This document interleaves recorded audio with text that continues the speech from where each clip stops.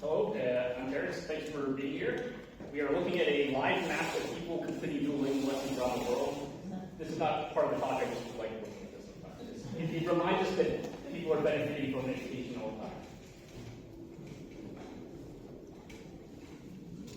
the time.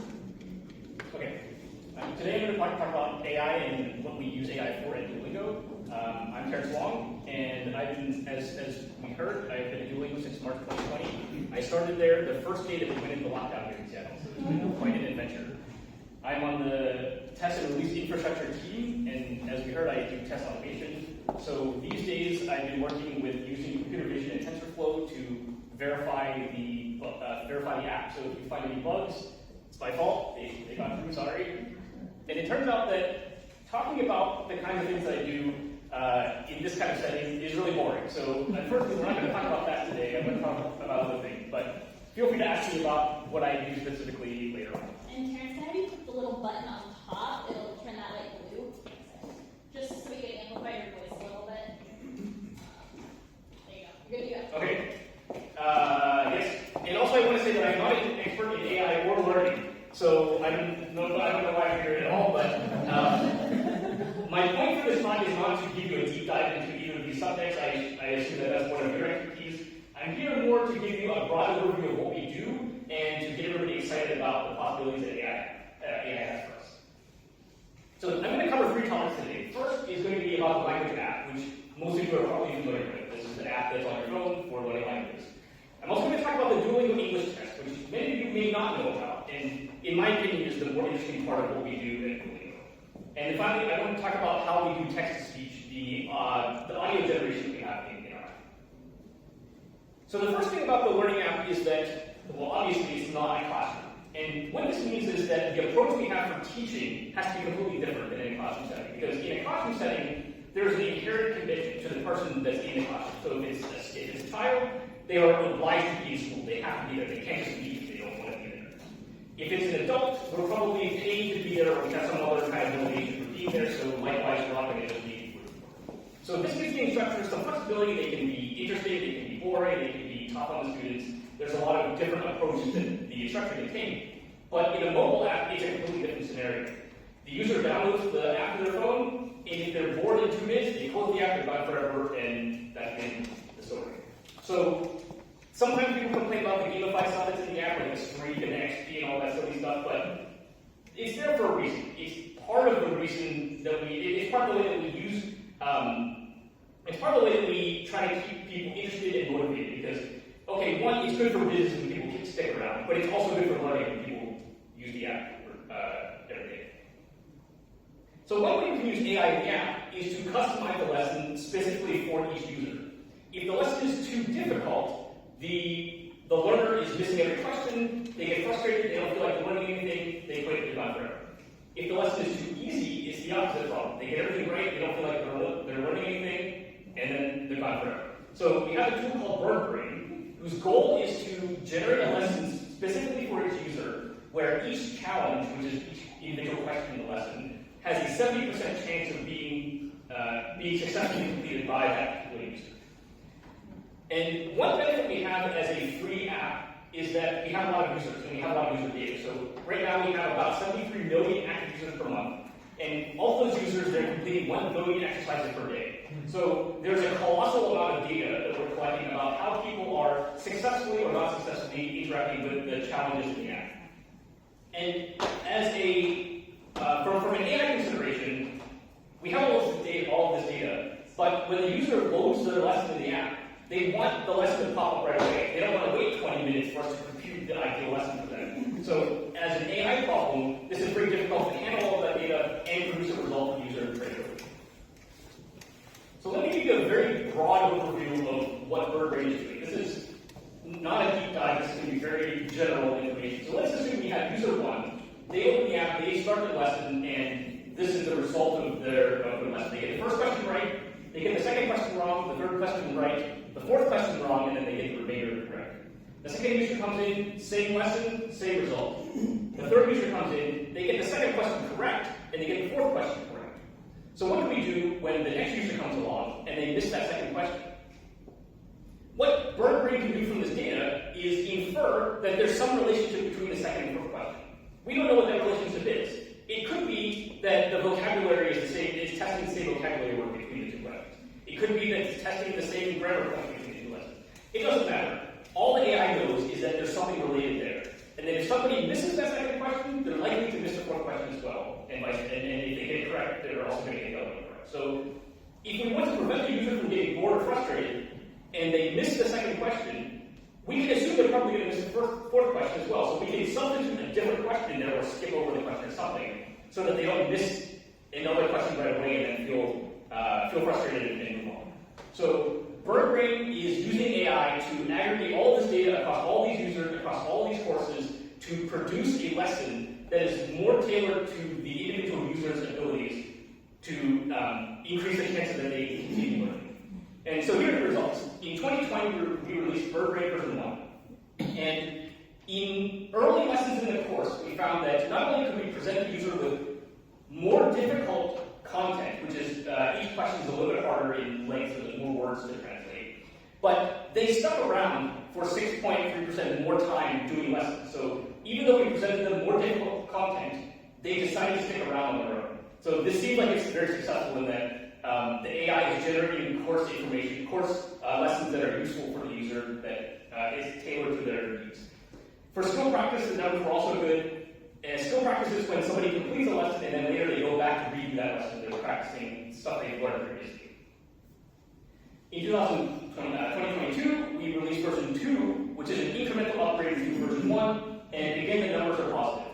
And even if you look at the lessons where it says 0.2% time spent learning is increased, it might seem like a very small number, but if we consider every one of the whatever 73 million users I mentioned per month, and the billions of challenges they're doing per day, multiplied across the whole year, we're talking about thousands of hours of additional learning aggregated across the world. So every fraction of a percent is still a significant benefit to everybody who's doing lessons.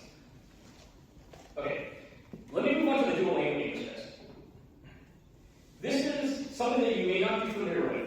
It is an English proficiency test. So this is for people who want to prove that they can use English at a certain level in order to get into an English-speaking university.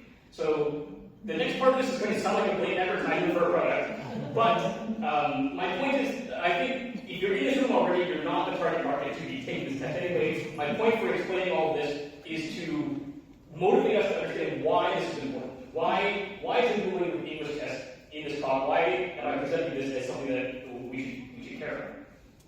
And the reason is that it doesn't matter how much talent somebody has in learning. It doesn't matter if somebody has a free ride to college. If they can't pass this one exam to get entered into college, then their journey is over. So there's a gatekeeper here that is a definitive blocker preventing people from moving on to the next step of their education. So this test is online. It can be taken anywhere at any time that the person has a private setting and a computer. It is adaptive, meaning the questions adjust the difficulty based on how well the user is doing. So if I'm doing really well at answering all the questions correctly, the questions get harder. And if I'm making mistakes, the questions get easier. So it's honing in on my level more quickly than a general exam that just has all kinds of questions. So the exam only takes an hour to take. It's under $60, and right now it's accepted by over 4,000 programs. So it's higher education programs, and within a university, the undergraduate and graduate in different programs, their admissions requirements are different, so we're counting each one separately. That's why it doesn't say just colleges here.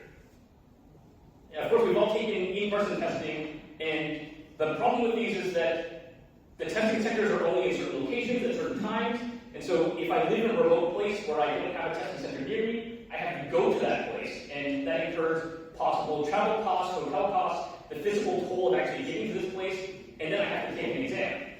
There are some countries that are too small or are in turmoil where there are no testing centers, and so anybody who's in that situation, they're at a disadvantage there, right?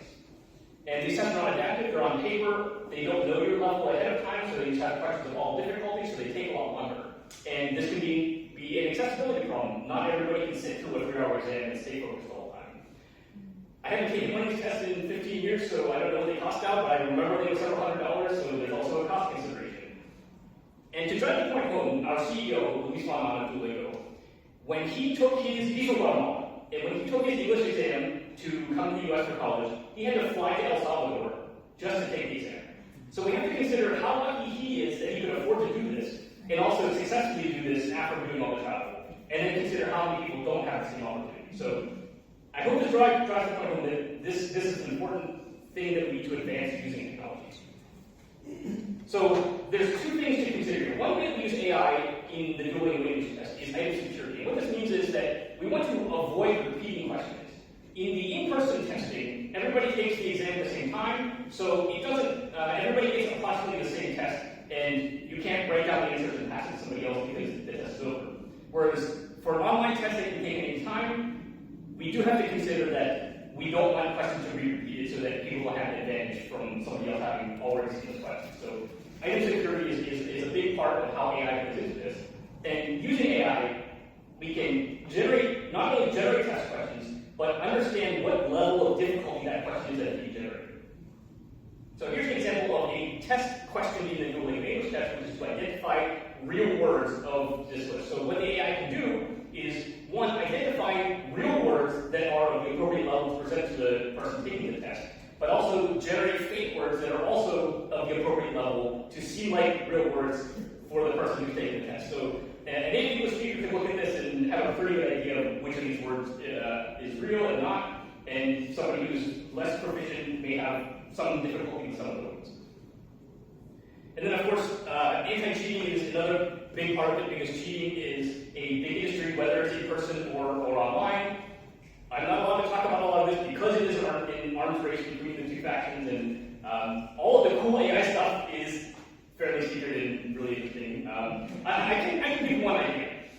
A notorious example of a cheater in the past was somebody who was taking the test in their bedroom, and they had their bed behind them, and there was a giant stuffed bear behind them. And partway through taking the test, the bear moved, because somebody was hiding inside the bear, whispering answers to the person taking the test.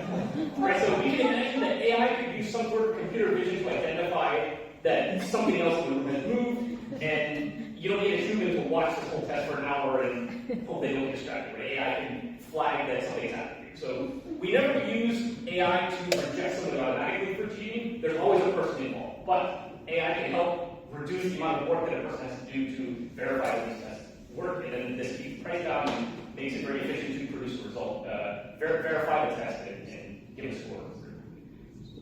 Okay, the last thing is text-to-speech. This is something that is used to generate all the audio in the app and in other places. And what happens is a voice actor records their lines in English or in whatever language. We pass it to a neural network, which generates a model that can spit out any audio that we tell it that we want, and it sounds like the original voice actor.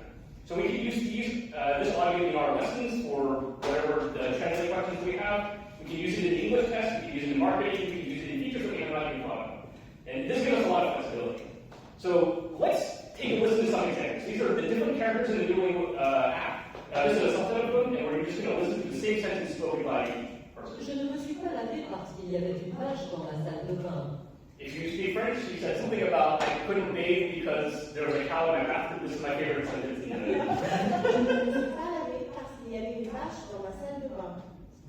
Je ne me suis pas lavé parce qu'il y avait une vache dans ma salle de bain. Je ne me suis pas lavé parce qu'il y avait une vache dans ma salle de bain. Okay, so to me that sounds like fairly good audio. It's not like it's not like what we would expect from what we see in TV or whatever, where the robot voice is very mechanical and has no soul. This audio kind of matches the character and has a little bit of emotion to it. And the benefits here are numerous. We don't have to record a voice actor saying thousands of sentences. It's a couple hundred lines, we feed it into the neural network, and it spits out the audio. If there's something we need to change, if the sentence has to be reworked or we add new course material, anybody who knows how to use the text-to-speech interface can just type in the new text and push the button and the new audio comes out. We're not blocked on waiting on that voice actor, getting them into the studio and recording. Everything can be done almost instantaneously. And then when the technology advances, we can take the original audio we had, feed it into the new model, and it spits out the new audio, presumably of high quality or whatever that is that the technology is giving us. But this still doesn't scale because even though it's easier to record a voice actor doing a few hundred lines, if we want to do this for all the different languages that we offer courses in, we can't find voice actors in all those languages in the US. We would have to go to each country, cast a bunch of actors, get them into a recording studio, and do all this stuff. It can be very expensive to do that for every country. So the best thing about these neural network models is that you can spit out audio in a different language. You can record a person speaking one language, feed it into the neural network, and have it spit out audio in a different language. So I have some examples here. We're going to hear 7 examples of speech in different languages. And some of these are trained on the native language. Some of these are cross-lingual trained. So it's, again, trained on a different language, and then we're hearing the result of the other language. I don't know if I'm allowed to tell you which languages are based on the native and which are cross-trained, but if we can't tell the difference, then I'd say the technology is pretty good. So let's take a look. Sorry. So I'd say that's pretty good. So let's take a listen. 他今天晚上也要加班。Die Firma produziert Möbel für den amerikanischen Markt. Io mi alleno vicino al parco ogni pomeriggio. 週末4時間ぐらいテニスをします。Levarici Zaici Hazaici Autochiara. Pero no consiguió dormir pensando na promoção. Eres paciente conmigo, pero soy paciente contigo también. Okay, so to me, I don't speak any languages for most of them, so, but it still sounds pretty reasonable, right? It retains the characteristics of the character, and it seems to sound like those languages correctly. It's not some horrible accent from the transfer from one language to another. So to me, this is pretty impressive. So to wrap up, I should say AI will never replace a good teacher. I found this little statistic. There were an estimated 1.5 billion people learning English in 2014. And so how many good teachers are there to teach these 1.5 billion people? I don't think there's enough. And how many of these English learners can afford a good teacher? So again, I don't think that's all. And so AI can help fill that gap. And today we saw different dimensions that we can approach the problem using AI. I hope you are all excited as I am about what this can do now and what the future holds. I have some references here. I don't expect you to write this down or anything, but if you Google the things I talked about, these will come up. One thing I want to bring up is that Duolingo comes from a very academic background. So if you are interested in going very deep in any of these subjects, we do have peer-reviewed research and other things we publish at journals and conferences and so on. It's just good to have the efficacy studies so that we know that what groups is effective. Don't forget to do your lessons. That's it. Thank you.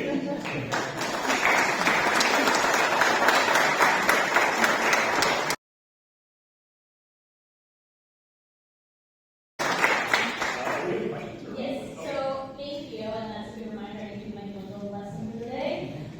We'll take a couple questions. If there are more, don't worry, we'll still have more time to ask questions during the panel. So I'll open it up.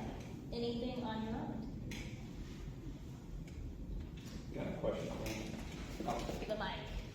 When you were talking about the language model, and you can have a voice actor just go through and train it out, is that model by any chance something that I can use to train out my voice to make my in-laws think that I can speak Mandarin?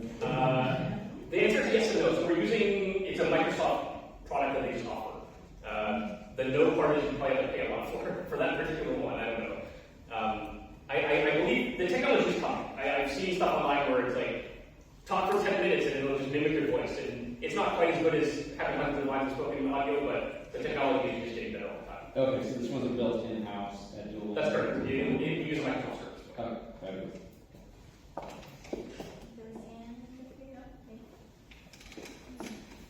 Alright, I see one there and one here, so I'll come to you next. Okay. For the assessment delivery AI, is the assessment also automated using inferences, or is it still manual? The evaluation is all automatic, I think.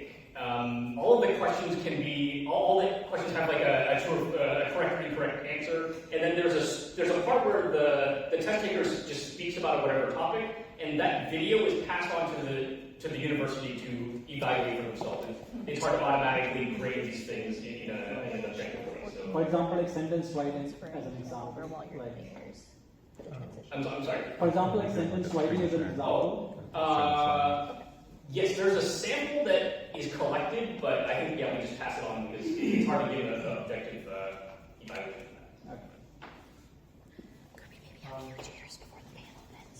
Hey, so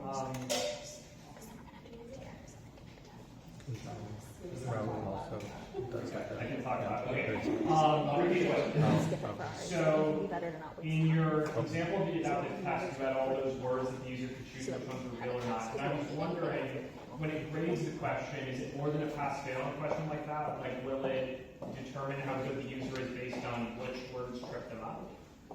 I don't think it's that detailed. And especially since the fake words, it's hard to evaluate what a fake word means other than it's not a real word. So I think all this, there's a heuristic that is used to generate the final score, which is just a single number, so it's hard to, I don't